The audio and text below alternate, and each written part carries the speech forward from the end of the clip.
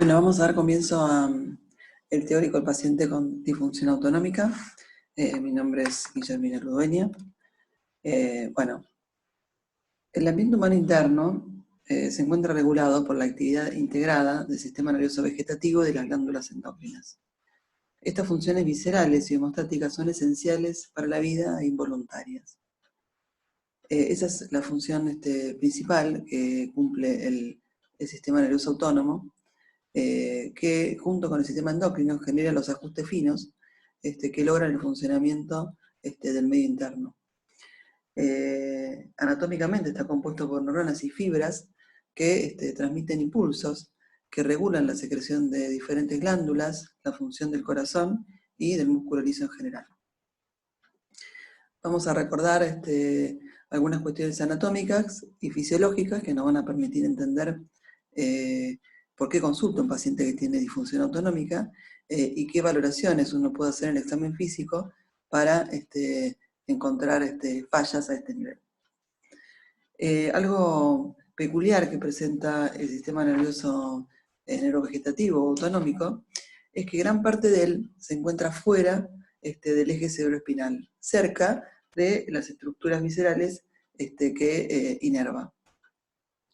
Otra diferencia con el sistema somático es que el sistema somático generalmente hay una neurona que une la brecha entre el sistema nervioso central y el órgano periférico, y acá, como vamos a ver, encontramos dos neuronas.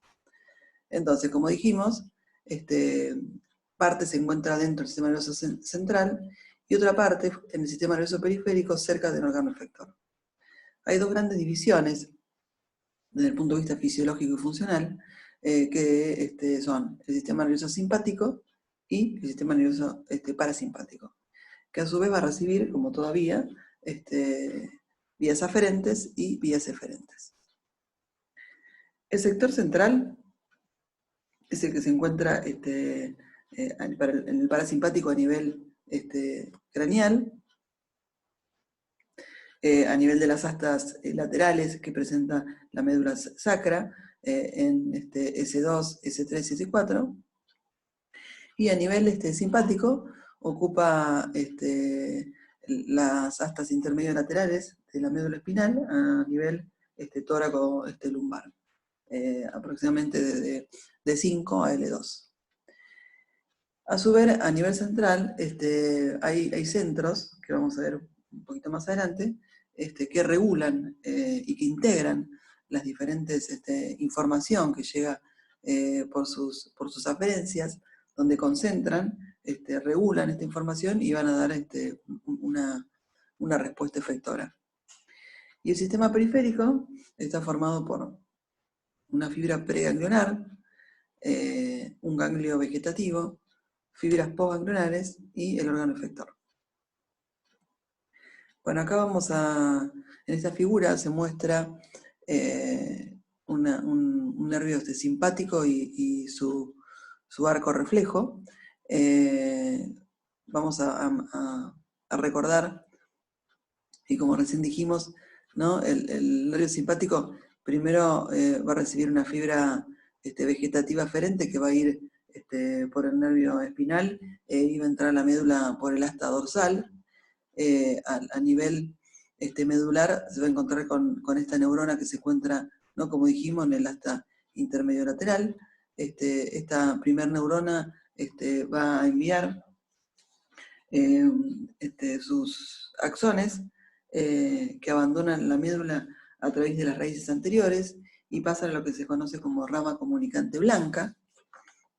Esta rama comunicante blanca recibe este nombre por su característica que se encuentran cubierta de mielina.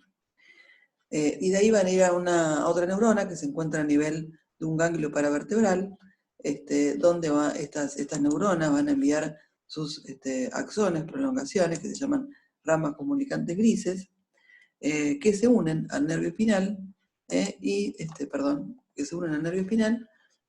de ahí van a ir a dar inervación sensitiva al músculo liso de los vasos sanguíneos, las glándulas sudoríparas y el músculo piloerector. Algunos de sus axones de esta neurona preganglionar, como lo muestra acá la figura, siguen sin hacer sinapsis y forman el nervio esplácnico mayor, menor e inferior, que a nivel abdominopelviano van a dar los plexos simpáticos, celíaco, hipogástrico y renal, que van a ir a sus respectivas vísceras. Entonces, si ustedes recuerdan de fisiología, y esto muy bien seguramente lo saben, el sistema simpático es aquel que nos prepara frente a una situación de estrés o emergencia.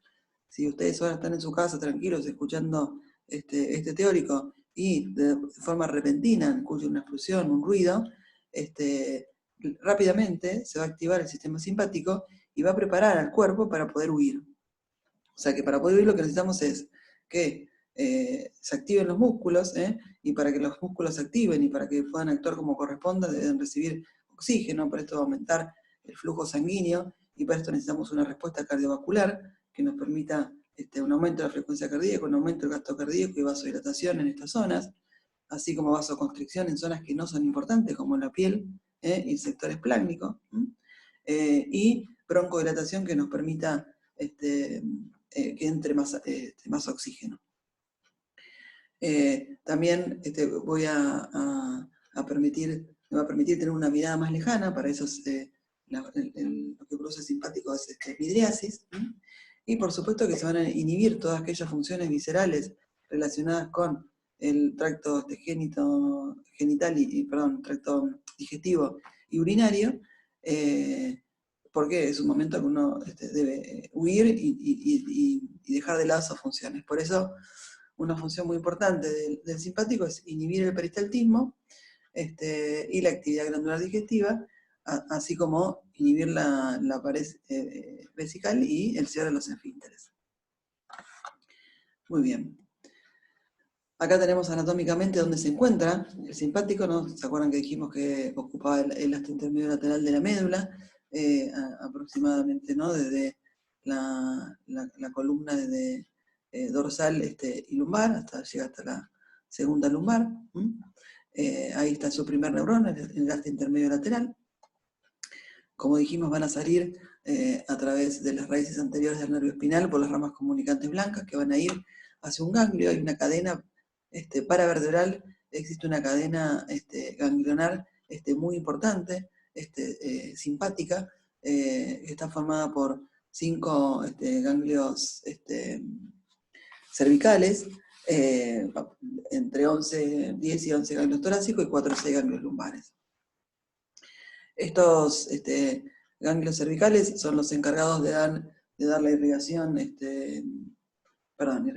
la inervación a todas las neuronas, a todo el sistema de la cabeza y cuello, principalmente a la glándula larimal, salival, a nivel del ojo es la encargada de producir la dilatación de la pupila, como también va a dar toda la irrigación, toda la inervación de los vasos sanguíneos y de las glándulas sudorípadas y el sistema pilorector de la cabeza y cuello. Principalmente el ganglio superior y el que le sigue. Los restos de los ganglios espinales van a salir, un nervio de los ganglios simpáticos, perdón, va a salir los nervios que van a ir a inervar los miembros superiores con su función obviamente simpática, y los dorsales van a ir al sistema cardíaco y al aparato respiratorio. El aparato respiratorio también recibe algunas fibras de los ganglios cervicales superiores.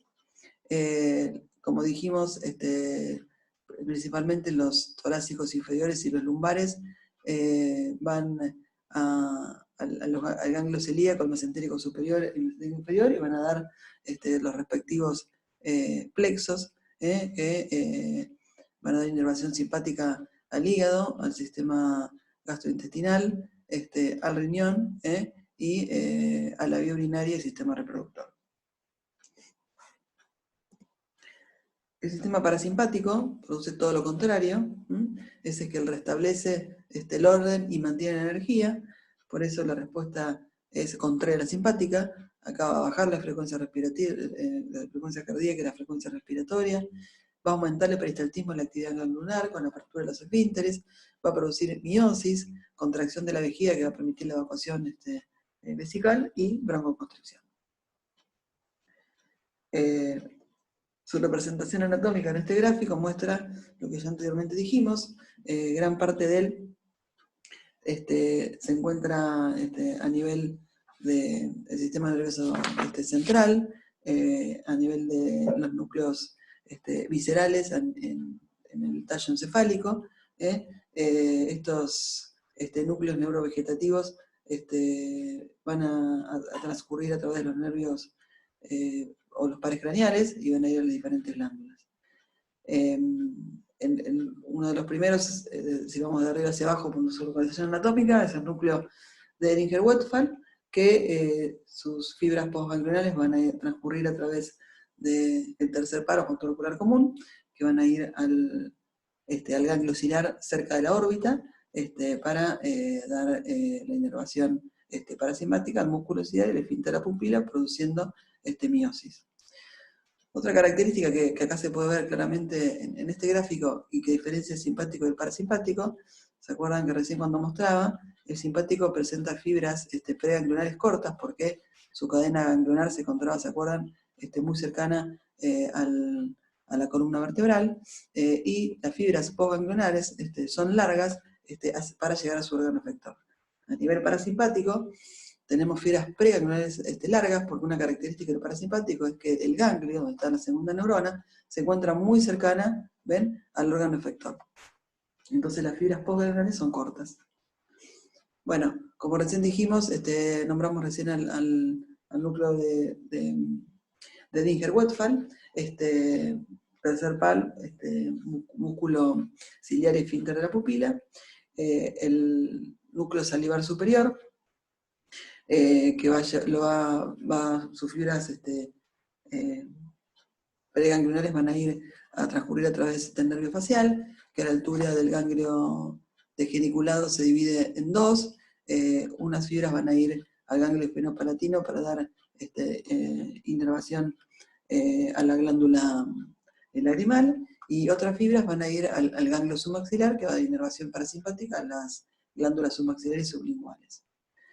El núcleo salivar inferior va a transcurrir a través del noveno pal o glosofaringio, que va a ir al ganglio óptico para dar inervación a la parótida.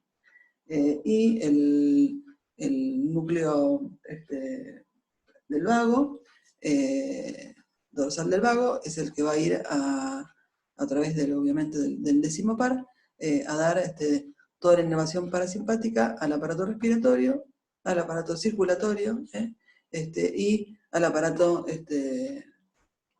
digestivo, que va a llegar al aparato urinario, principalmente a la vía urinaria superior, y a la parte del colon descendente. La parte final del recto, así como la vía urinaria inferior y el sistema de reproducción, le van a llegar fibras parasimpáticas que provienen de la médula espinal sacra, ¿no?, de los sectores de S2, S3 y S4, que transcurren sus nervios, como dijimos, ¿no?, por los nervios espinales, y van a hacer sinapsis en la segunda neurona, que son ganglios que se encuentran prácticamente en la pared vesical y van a producir plexos que dan inervación parasimpática a este sector. Esto es muy importante desde el punto de vista, ustedes en neurología, lo que tienen como, seguramente lo que se plantean como objetivo en este módulo, es tratar de identificar los grandes síndromes neurológicos mediante el interrogatorio y los síntomas que presenta el paciente, y el examen físico, que en neurología el examen físico es muy importante y hay una correlación muy clara entre y la anatomía. El examen físico nos permite localizar cuál es el nivel de la lesión. Ustedes tienen que saber, ¿no?, los grandes síndromes, la lesión de la vía piramidal, de la vía extrapiramidal, la lesión del nervio periférico, el compromiso de la columna espinal, perdón, de la médula espinal, el trastorno de la función parasimpática de los esfínteres es un signo que pone el rótulo y es muy característico de las lesiones de la columna. Si un paciente presenta una paraparesia con nivel sensitivo y se le agrega el trastorno de los esfínteres, esto prácticamente pone el rótulo del compromiso de la médula espinal.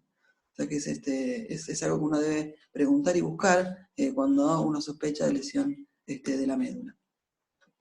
Y sobre todo las lesiones de la médula a nivel inferior, ¿no? Bueno, como dijimos anteriormente, hay tanto parasimpático como parasimpático, hay una vía aferente que trae una información que entra por las raíces dorsales del nervio espinal, y esta información va a ascender a centros reguladores de funciones viscerales. Estos centros reguladores de funciones viscerales, tenemos uno que es muy importante, que está en el tallo cerebral, que es el núcleo del tracto solitario, y otro muy importante que está a nivel del hipotálamo. El hipotálamo es un integrador de información que va a recibir y tiene conexiones muy importantes con el sistema límbico y con la corteza prefrontal, y va a dar va a producir una integración y con el sistema también amigdalino, ¿no? Con las amígdalas, donde tienen el componente emocional es muy importante. El hipotálamo va a integrar toda esta información y va a producir una respuesta eferente conectándose con las neuronas, ya sea del simpático o del parasimpático, que se encuentran o en los pares craneales, en los núcleos de los pares craneales neurovegetativos, o en las astas laterales de la médula. Hay una función fisiológica muy importante del sistema vegetativo, que es el control de la presión arterial. Si nosotros recordamos de qué depende la presión arterial, fundamentalmente es del volumen sanguíneo, de las resistencias vasculares periféricas y del gasto cardíaco. Si nosotros modificamos algunas de estas cosas, rápidamente esto es censado por el sistema neurovegetativo, que intenta mantener por vía refleja la presión arterial dentro de rangos normales. Si nosotros nos ponemos en posición de pie, saben que rápidamente la sangre va hacia los miembros inferiores y toda producción de hipoflujo cerebral que nos produciría un síncope. Esto en general, si los reflejos actúan en forma sincrónica y coordinada, ninguno de nosotros nos sincopamos cuando nos ponemos en posición de pie, y esto es gracias a la regulación que produce el sistema neurovegetativo. Hay receptores muy importantes, que son el componente aferente de este arco reflejo, que se encuentran a nivel del seno carotídeo y del arco aórtico y de las cámaras derechas. El seno carotídeo y el arco aórtico principalmente responden a cambios de presión, y las cámaras derechas a cambios de volumen. El seno carotídeo es muy sensible, puede detectar ligeros cambios de presión, incluso frente a cada latido, y va a producir una respuesta muy rápida. El arco aórtico requiere descensos más profundos, pero con una respuesta más prolongada. Principalmente el vago es el encargado de llevar esta información, que va a ser decodificada a nivel del núcleo del fascículo solitario, que se va a conectar rápidamente con áreas espesoras del bulbo raquídeo y va a disminuir la actividad vagal eferente con el correspondiente aumento de la frecuencia cardíaca. Y las áreas espesoras del bulbo raquídeo se van a poner, van a enviar una orden a las células intermedios laterales de los segmentos medulares torácicos, donde se encuentran las neuronas de la vía eferente simpática, que van a ir a través del nervio esplácnico mayor a los vasos de almacenamiento intestinal. Los vasos de almacenamiento intestinal actúan como un reservorio, aproximadamente el 20% de la volemia. Y esto va a provocar aumento de la volemia y el aumento de la frecuencia cardíaca y el aumento de la volemia va a volver a la normalidad la presión arterial. Siempre, por supuesto, dentro de un rango fisiológico. Si uno supera esta capacidad de compensación, obviamente que el paciente se va a poner hipotenso. Hay otros mecanismos un poco más lentos que tienen que ver con el sistema endocrino, que actúan en forma conjunta también, tratando de restaurar la presión arterial y principalmente en este caso la volemia, que son el sistema renina-angiotensina-aldosterona, que actúa a nivel de las células, el estímulo está a nivel de las células yuxtaglomerulares del riñón, del glomérulo, y el efecto final de la aldosterona va a ser reabsorber sodio de agua en un intento de restaurar la volemia, y con un efecto un poco menos importante, la hormona antidiurética. Muy bien, ¿qué pasa con la respiración? La respiración tiene alguna peculiaridad y que está relacionada con que tiene un doble control. Todos nosotros respiramos, lo hacemos en forma inconsciente, pero también podemos tener un control voluntario sobre la respiración. La respiración, así como hablamos de los vasoreceptores, la respiración también, el seno aórtico carotídeo tienen quimiorreceptores que son estimulados frente a cambios del pH, la PCO2 y la PO2. Este estímulo aferente va a ir al centro respiratorio vulvar, que va a integrar lo que está pasando, y va a dar una respuesta que a través de una vía eferente va a ir a dar, hacer sinapsis a las motoneuronas frénicas, intercostales y abdominales, y va a provocar un ritmo respiratorio adecuado de acuerdo a la demanda que tiene ese paciente.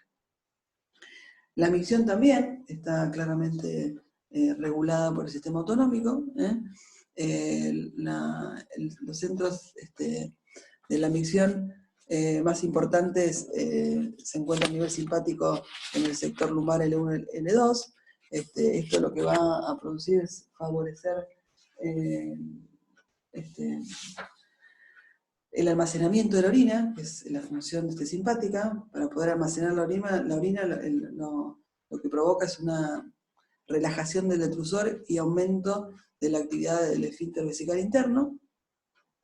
Y el parasimpático, cuya inervación proviene de los sectores sacro S2, S3 y S4, estos nervios pelvianos se unen al plexo simpático y forman plexos sobre la vejiga, y el parasimpático va a producir todo lo contrario, ¿no?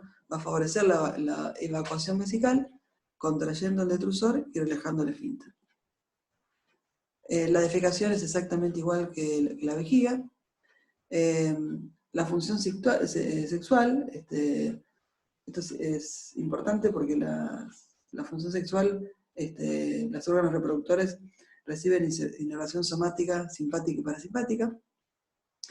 Con respecto al hombre, la erección del pene es una función parasimpática y la eyaculación está en cargo del simpático. El simpático está a nivel de encargado de estas funciones sexuales, el nivel es de 10 y de 11. El parasimpático está a cargo del vago. En la mujer, todo lo relacionado con la función sexual es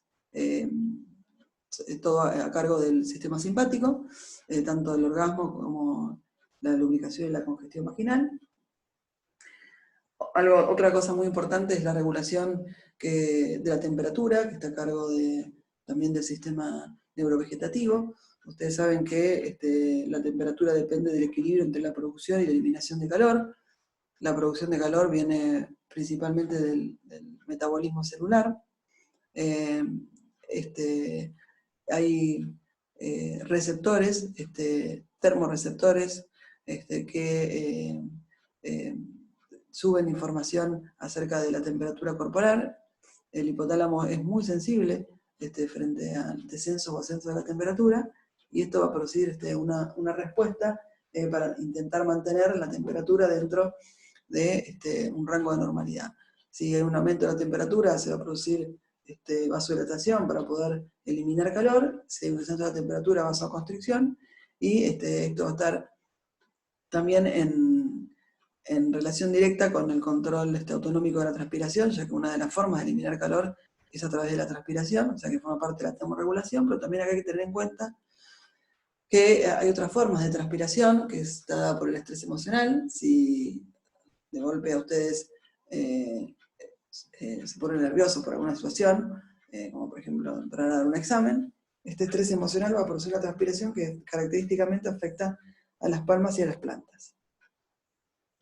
Bueno, entonces este es lo que dijimos hasta recién, es la fisiología de a qué niveles actúa o cómo actúa el sistema neurovegetativo simpático y parasimpático. Ahora lo que vamos a decir es cómo uno, mediante el examen físico, mediante qué maniobras se evalúa al sistema nervioso simpático. Como recién dijimos, una de las funciones importantes es la sudoración. La ausencia de sudoración se denomina anhidrosis. Las pruebas para poder evaluar la sudoración, bueno, en general no son pruebas que se realizan de rutina en el examen físico-neurológico, pero se pueden hacer si uno necesita o amerita por alguna razón importante buscar si el paciente tiene capacidad de sudar. Para esto lo que se hace es acercar a una parte del cuerpo, que generalmente es el brazo, a un estímulo calórico, que puede ser lumínico o el sol, y buscar si el paciente transpira. Para poner en evidencia la transpiración hay diferentes maniobras. Una es la colocación espolvorear con polvo de carbón, que se va a fijar en las zonas húmedas y va a poner en evidencia la transpiración. También está la prueba de almidón o quinasarina, que lo que hace es, la quinasarina es de color gris, y cuando uno lo pone en contacto con una zona transpirada, adquiere un color púrpura. Otra forma es evaluar la inervación pupilar. Para esto hay una ley fisiológica que se llama ley de Cannon, en donde lo que dice es que un órgano denervado se vuelve hipersensible al neurotransmisor. Si yo a cualquiera de ustedes les coloco gotitas con adrenalina 0,1% a nivel ocular, la respuesta normal es que no haya reacción, pero en un órgano denervado se va a volver hipersensible y lo que le va a producir es midriasis. La cocaína es un inhibidor de la recaptación de noradrenalina. Si yo coloco gotas de cocaína al 4% a cualquiera de ustedes que presentan noradrenalina a nivel como neurotransmisor a nivel de la sinapsis, lo que vamos a provocar es dilatación de la pupila, pero en un órgano denervado, yo le coloco cocaína y como no hay adrenalina, noradrenalina como neurotransmisor, la pupila no se dilata. También puedo evaluar mediante pruebas la función vesical y gastrointestinal. A nivel vesical, una forma sencilla y no invasiva de evaluar la función vegetativa es a través de una ecografía. Lo que yo tengo que hacer es evaluar la vejiga llena y hacer que el paciente miccione y evaluar si presenta o existe residuo postmiccional. A nivel gastrointestinal puedo hacer un trago de bario y evaluar la tonía del esófago y la extensión gástrica. También están las técnicas manométricas específicas. Y lo más interesante, no sé si la palabra es interesante, pero lo que uno puede hacer, y lo que hacemos acá en el hospital cuando examinamos a un paciente que sospechamos que pueden tener afectación del sistema nervioso neurovegetativo, es evaluar la presión arterial y la frecuencia cardíaca. Una de las pruebas, ustedes saben que el estímulo del frío produce vasoconstricción, o sea que aumenta la presión arterial. Si yo coloco las manos en una palangana con frío durante 5 minutos, inmediatamente después tomo la presión, o sea, tengo que haber tomado antes para poder compararlo, obviamente, lo que voy a encontrar es un aumento de la presión sistólica que dura poco tiempo. Otra forma de evaluarla es lo que se conoce como arritmia sinusal respiratoria, es hacer un electrocardiograma a un paciente, un dedos largos, y evaluar la frecuencia cardíaca durante la inspiración y durante una expiración forzada y prolongada. Hay una regla mnemotécnica para acordarnos qué es lo que ocurre en forma fisiológica, que se denomina BETI de bradipnea expiratoria y taquicardia inspiratoria. Esto es algo normal, los pacientes que tienen trastornos neurovegetativos, esto se altera. Otra prueba es el hand grip o contracción isométrica sostenida, es decir, al paciente que abre y que cierre el puño, ¿no? La mano, durante 2 o 3 minutos, y posterior a esto tengo que tomar la presión arterial, hay un aumento de 20 milímetros de mercurio de la sistólica. Esto es lo que ocurre normalmente. La maniobra de Valsalva en general no se realiza porque debe hacerse por un método invasivo, colocar un catéter intraarterial para ver qué ocurre con la presión, pero podemos repasar o analizar fisiológicamente qué pasa en la maniobra de Valsalva. A ver, síganme ustedes con el razonamiento que voy haciendo. Si yo hago una expiración con la glotis cerrada durante 10 a 15 segundos, lo que voy a lograr es que la presión intratorácica se vuelva muy positiva. Esto va a disminuir el retorno venoso y el gasto cardíaco. Esto va a estimular rápidamente los vasoreceptores y la respuesta va a ser una taquicardia refleja y vasoconstricción en un intento de recuperar la presión arterial. Si yo libero esta presión, libero la glotis y la presión intratorácica se vuelve ahora rápidamente negativa, aumento el retorno venoso y esto va a producir una respuesta totalmente contraria, ¿no? Por estímulo parasimpático. Disminución de la frecuencia cardíaca y del gasto cardíaco. Esto en general no se hace, pero bueno, sirve como para entender y comprender la fisiología del sistema nervioso autonómico. Hay una camilla oscilante que se denomina tilt-test, que permite determinar los cambios de presión con los cambios de posición. Esta es una herramienta diagnóstica que puede ser útil cuando uno sospecha que un paciente tenga disfunción autonómica. A ver, si uno se pregunta si las enfermedades del sistema nervioso autonómico son frecuentes, y la verdad que no hay enfermedades frecuentes que afecten en forma primaria el sistema nervioso autonómico, pero sí hay numerosas enfermedades muy prevalentes que en su patogenia o de alguna manera comprometen al sistema vegetativo y la manifestación clínica está relacionada justamente con el compromiso autonómico. Muchos de estos ustedes ya lo estudiaron, por ejemplo, la hipertensión arterial. La hipertensión arterial es una enfermedad donde hay una desregulación, ¿no?, de todos estos controles de la presión arterial que tienen que ver con el sistema vegetativo. El asma es otra. El síncope, ¿no?, las arritmias del sistema de conducción, que está directamente relacionado con el sistema vegetativo, ¿no?, la taquicardia ventricular, las arritmias de baja frecuencia. La diabetes, hay muchas enfermedades sistémicas que comprometen al sistema neurovegetativo, principalmente a través del compromiso del nervio periférico. Nosotros dijimos que una característica muy importante del sistema neurovegetativo es que tiene un sector central y un sector periférico muy importante. Entonces las enfermedades que comprometen el nervio periférico pueden tener manifestaciones disautonómicas, y en ella una muy importante es la diabetes, y muy prevalente y muy frecuente. O sea que las manifestaciones neurovegetativas o disautonómicas son manifestaciones frecuentes, que uno puede encontrar en los pacientes con enfermedades muy diversas.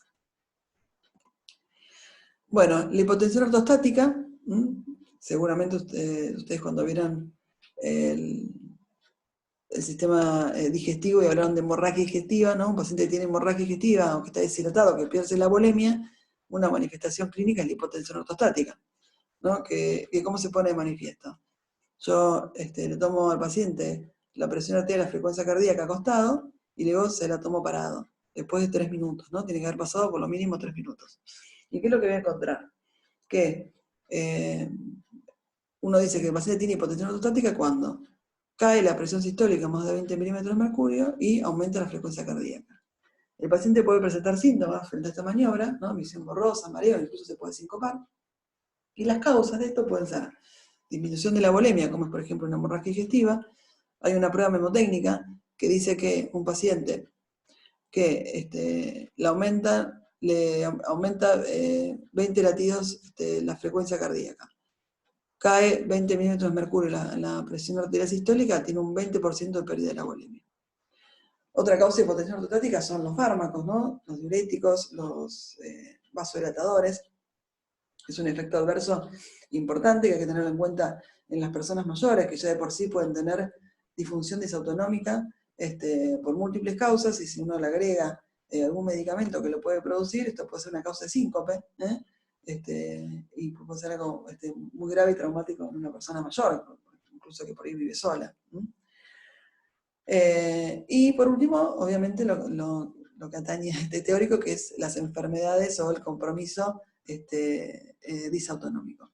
Tiene una característica muy particular cuando la hipotensión ortostática es por compromiso disautonómico que permite hacer el diagnóstico en la cabecera del paciente, es que es característico que se produzca una caída de la presión arterial sin modificaciones de la frecuencia cardíaca. O sea, el paciente cae la presión sistólica más de 20 milímetros de mercurio y se mantiene la frecuencia cardíaca.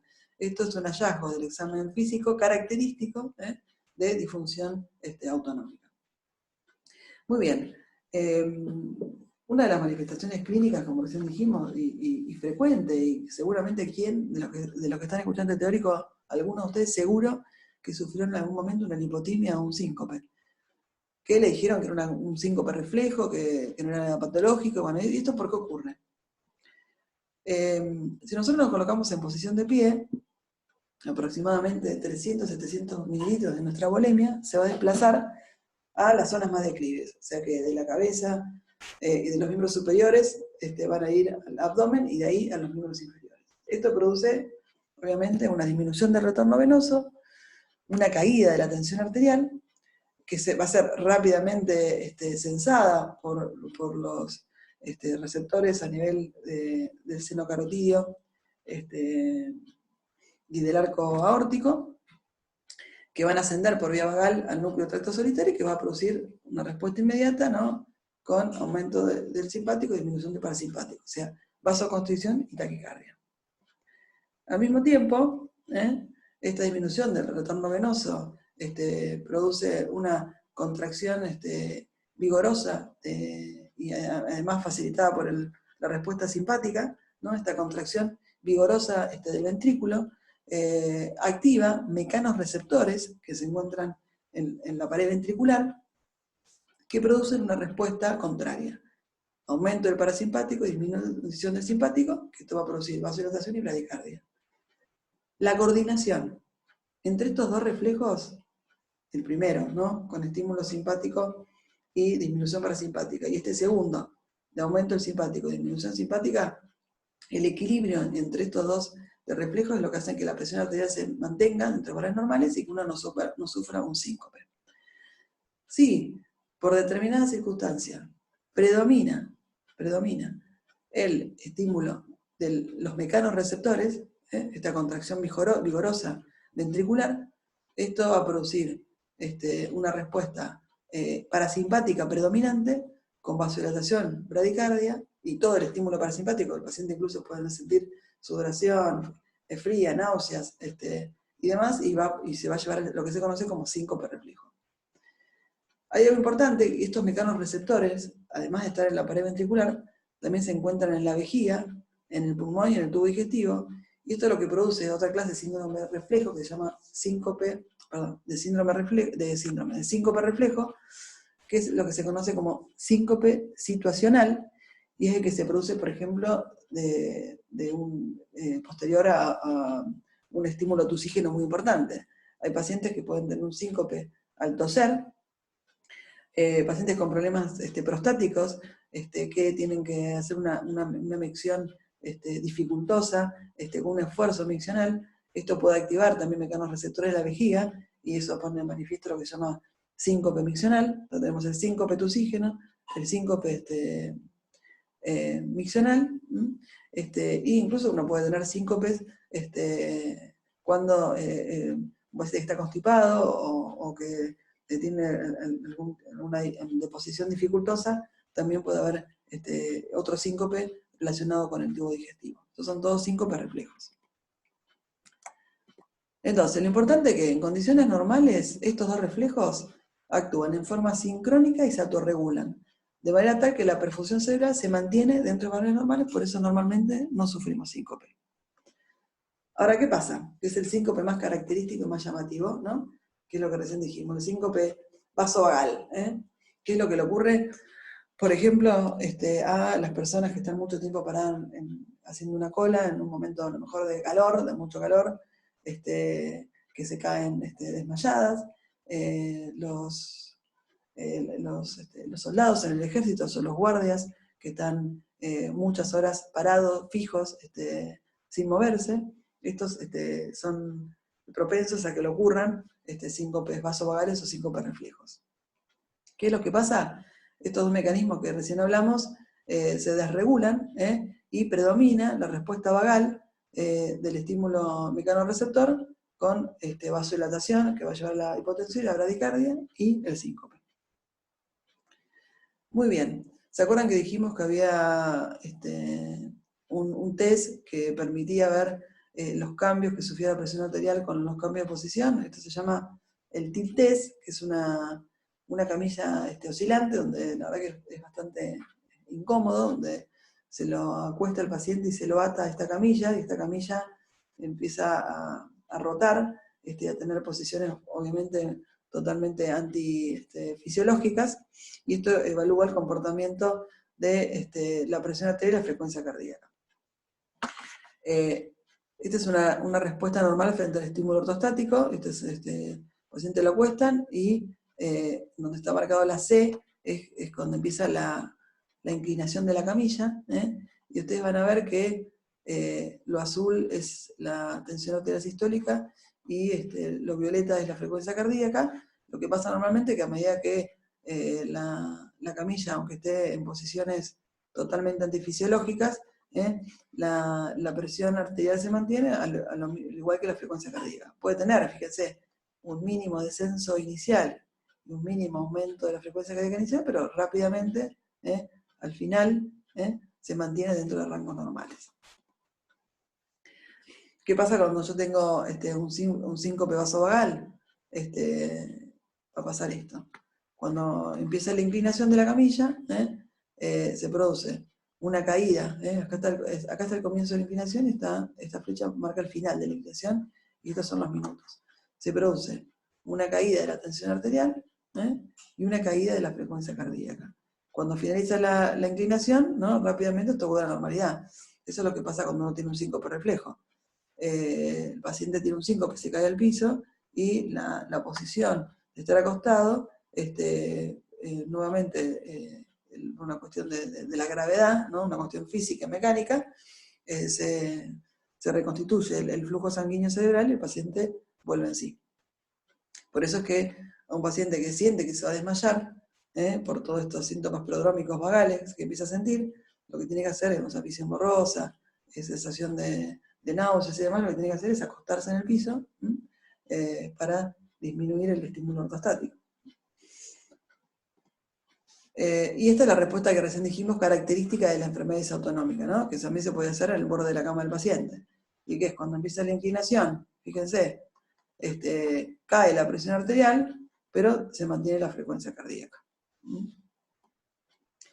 bien. Hay otros trastornos que pueden producir síncope, que también tiene que ver con enfermedades que afectan, en este caso, a los receptores que se encuentran a nivel del seno carotidio. Se llama síndrome de hipersensibilidad del seno carotidio. Los corpúsculos carotidios son como muy sensibles a su estímulo.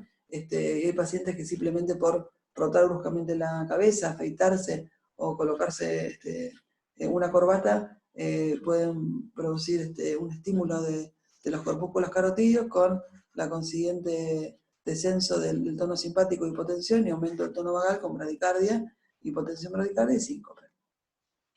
Esto se puede poner de manifiesto frente a un paciente con síncope, que uno no le encuentra nada en el examen físico, y que todos los exámenes son normales. Uno puede estudiar la hipersensibilidad del seno carotidio haciendo lo que se conoce como masaje del seno carotidio. Al paciente se lo colocan de cúbito dorsal y se presiona sobre la arteria carótida. Se realizan como masajes en forma simple, en forma firme y en sentido longitudinal durante 5 segundos, y lo que le va a ocurrir, o uno considera que es positiva, cuando el paciente presenta síntomas y pausas o asistolia. Obviamente que mientras uno hace todo esto, el paciente está conectado a un tensiómetro que mide la presión arterial en forma continua y un electrocardiograma. Y lo que puede encontrar es pausas en el electrocardiograma y descensos mayores de 50 milímetros de mercurio de la presión arterial sistólica. Esta es una enfermedad poco frecuente, pero es una de las enfermedades que afecta al sistema nervioso autonómico, y se llama, solo para que no tienen por qué saberlo, y solo se las nombro porque es unas enfermedades que tienen una disfunción autonómica más severa y más grave, afecta a todo el sistema autonómico, es la enfermedad de Schidrager. El paciente tiene impotencia ortostática, incontinencia esfinteriana, impotencia sexual, trastornos en la regulación de la temperatura, falta de sudor, pero como también afecta el resto del sistema nervioso central, tienen además síntomas relacionados con la vía piramidal, extrapiramidal, cerebelosa, o sea, es un compromiso casi global del sistema nervioso central.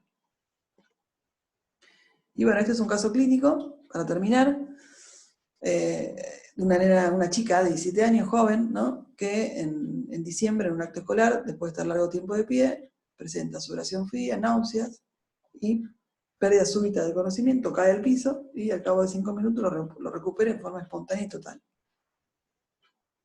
Llaman a una ambulancia rápidamente y llevada desde el colegio a una guardia, y ustedes son los médicos que la reciben.